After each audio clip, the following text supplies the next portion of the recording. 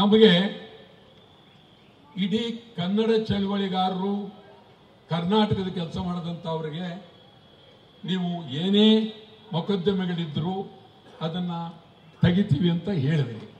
ಇವತ್ತವರೆಗೂ ತೆಗೆದಿಲ್ಲ. ನಮ್ಮ ಮೇಲೆ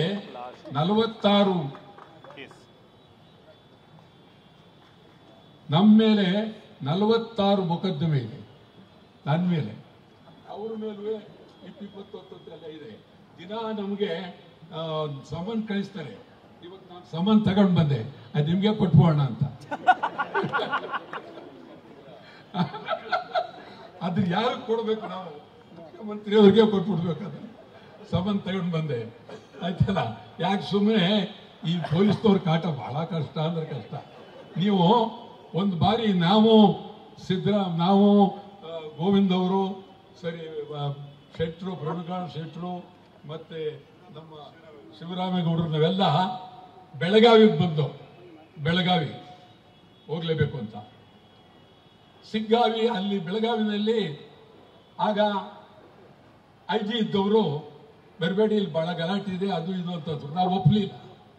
ಅವರು ನಿಮ್ಗೆ ಹೇಳಿದ್ರು, ಏನಾದರೂ ಮಾಡಿ ಅವ್ರನ್ನ ನೀವೇ ತಡಿಬೇಕು ಅಂತ ನಿಮ್ಗೆ ಹೇಳಿದ್ರು.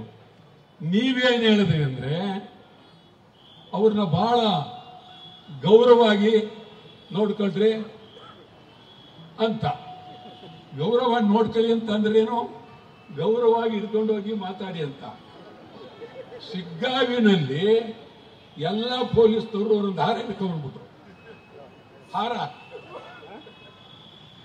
ಗೌರವ ನೋಡ್ಕೊಳ್ಳಿ ನೀವು ಅಂದ್ರೆ, ಅವರು ಗೌರವ ನೋಡ್ಕೊಳ್ಳಕ್ಕೆ ಹಾರ ಹಾಕ್ಬಿಟ್ಟು ಅರೆಸ್ಟ್ ಮಾಡಂತ ಬಂದ್ಬಿಟ್ರು ಸಿಗ್ಗಾವಿಲಿ. ಇದು ಬಹಳ, ಅದಕ್ಕೋಸ್ಕರ ಬೆಳಗ್ಗೆ ನೀವು ಏರ್ಪೋರ್ಟ್ ಸಿಕ್ಕಿದ್, ನಮ್ಮ ಏರ್ಪೋರ್ಟ್ಲಿ ನಾನು ಹೇಳಿದೆ, ಏನ್ ಈ ತರ ಮಾಡ್ಬಿಟ್ರಲ್ಲ ಅಂತ. ನಾನೇ ಮಾಡಿಸೋದು, ಪಾಪ ಗೌರವ ನೋಡ್ಕೊಳ್ಳಿ ಅಂತಂದೆ. ಅವ್ರು ಹಾರನ್ನು ತಂದ್ಬಿಟ್ಟಿದ್ದಾರೆ, ಒಳ್ಳೇದಾಯ್ತು ಅಂತ. ಇದು ಬಹಳ ಅದ್ಭುತ, ಸಂತೋಷ. ಈ ಸಂದರ್ಭದಲ್ಲಿ ತಮಗೆ ಅತ್ಯಂತ ಗೌರವ, ಪ್ರೀತಿ ನಮ್ಮ ಜೊತೆಗೆ